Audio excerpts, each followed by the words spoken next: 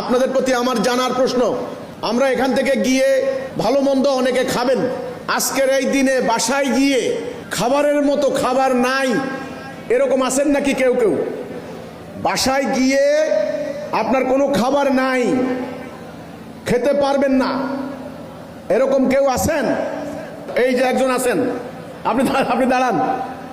বাসায় গিয়ে খেতে পারবেন না, খাবার নাই, ওকে, আপনার যিনি আমির, আপনি আমিরের সঙ্গে যোগাযোগ করে অবশ্যই আমাদের ব্যবস্থা আছে আপনার জন্য, আপনি চলে আসবেন।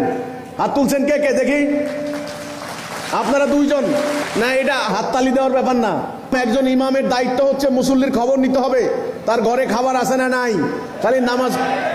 খালি নামাজ পড়াইয়া পকেটে টাকা নিয়ে ভাগি চলে গেলাম, এটা হবে না ভাই, এটা হবে না। জুমার নামাজও খবর নিতে হবে, ঈদের নামাজও খবর নিতে হবে। এই দুইজন ভাইয়ের খাবারের ব্যবস্থা করবেন। এখানে আমিরকে, এই ওনাদের নাম ঠিকানা লেখেন। আপনি আমাদের অফিসে যাওয়ার সময় আমার সাথে দেখা করবেন। এই যে আলামিন ভাই, এই ওনাদের নাম ঠিকানা লেখেন, ওনাদের দুজনের নাম ঠিকানা লেখেন। এখানে এই হচ্ছে জামাতের উদ্দেশ্য। আচ্ছা, গেল এটা।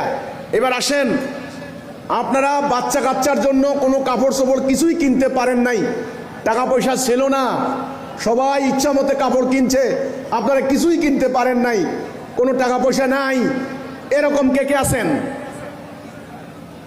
এরকম কে কে আছেন?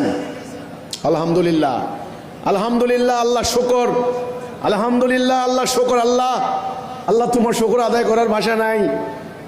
আলহামদুলিল্লাহ, আমাদের আর বেশি কিছু প্রাচুর্যের দরকার নাই, আমাদের হাজার হাজার কোটি টাকা ব্যাংক ব্যালেন্সের দরকার নাই। দরকার আছে? আমাদের হাজার হাজার কোটি টাকা ব্যাংক ব্যালেন্সের দরকার নাই। আমাদের খালি রাসূলের সাহাবীরা বলতেন, আমাদের 2 বেলা 2 মুঠো ভাত আর 1 প্রস্ত কাপড়, এটাই দুনিয়ার সম্পদ। আমরা বেঁচে আছি আল্লাহর রাস্তায় জিহাদ করার জন্য।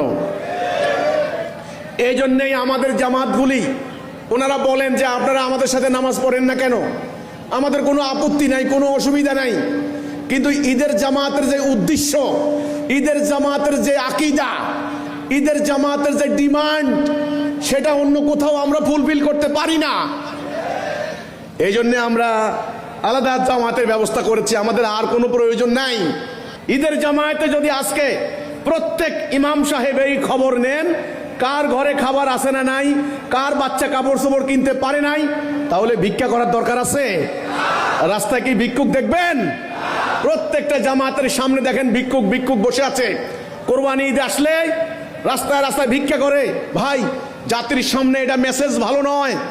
এই যে একজন ভদ্রলোক এখানে পাকিস্তান থেকে আসছেন, দাড়িওয়ালা, আপনারা দেখবেন, উনি বোধহয়